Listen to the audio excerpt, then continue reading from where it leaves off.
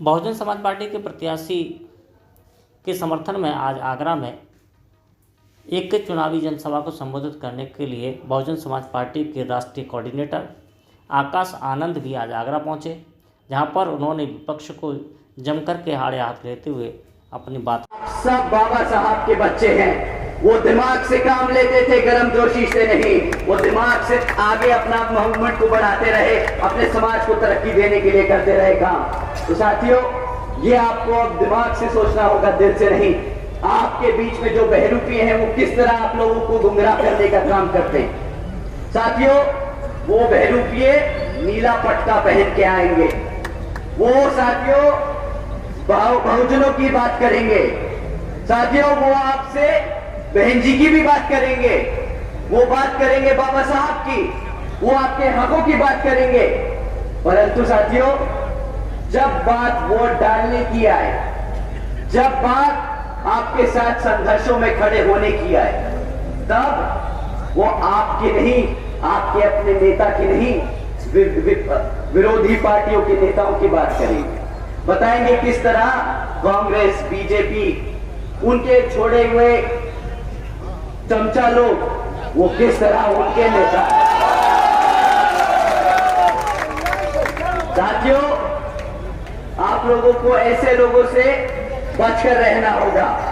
और ये बहरूपिये ऊपर से लेके नीचे तक हर स्तर पर मिलेंगे, हर मोड़ पर मिलेंगे आपको गुमराह करने के लिए।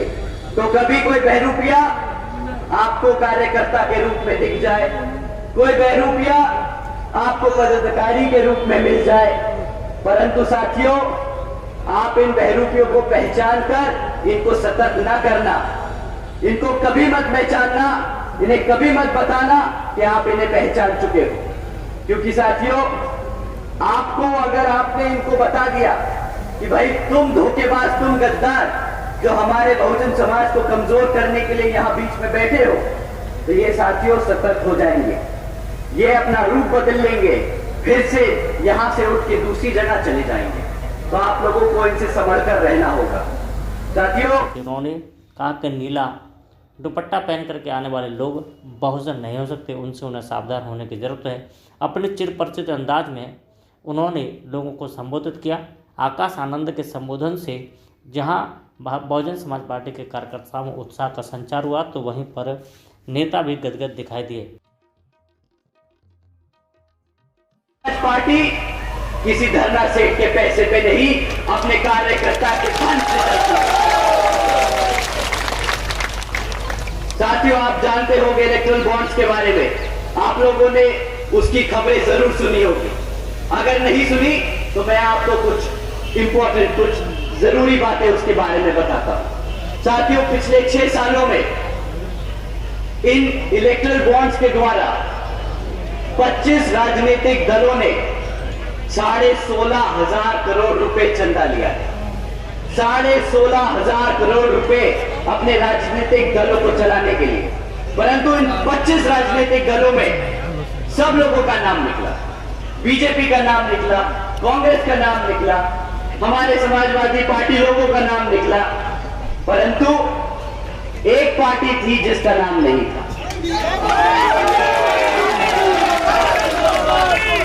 आपको पता है किसकी पार्टी थी वो? आपके चंदे से चलने वाली पार्टी है वो, आपकी अपनी बहुजन समाज पार्टी है वो। साथियों, बहुजन समाज पार्टी ने कभी नहीं किसी धरना सेठ से 1 रुपया लिया, ना आज तक लिया है, ना आगे कभी ले, जिसकी बदौलत हम आज यहाँ पर खड़े। इन्हीं 3 मुद्दों को लेकर बहन जी ने संघर्ष किया और आज हम जैसे लोग इतनी बड़ी जनसभा रख पा रहे। साथियों, पहला मुद्दा शिक्षा का है।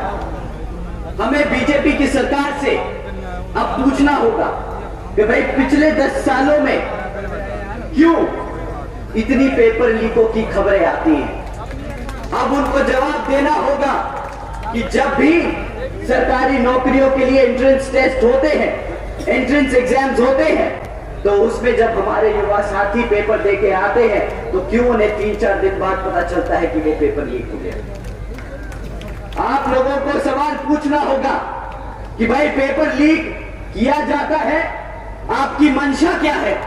आप चाहते हैं कि आप दिखाएं कि आप रोजगार देने की कोशिश कर रहे हैं, पर आपकी असलियत पेपर लीक कर उन नौकरियों को रद्द करने की है। आप चाहते ही नहीं कि हमारा युवा कभी रोजगार हो। आगरा के चक्की पाट स्थित मैदान में उनकी सभा हुई।